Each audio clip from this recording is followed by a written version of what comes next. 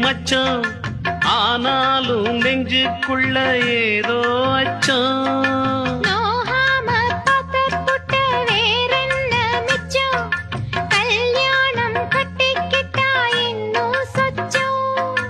அச்சு வெல்ல பேச்சில்ல ஆழ தூக்குற கொஞ்ச நேரம் பாருன்னா கூலி கேக்குற துள்ளி போகும் புள்ளிமான மல்லு வேட்டி இருக்குது மாமன் பேசும் பேச்சை கேட்டு வேப்பங்குச்சி நிக்குது பூஜைக்கேத்த பூவிது நேத்து தான பூத்தது பூத்தது யாரத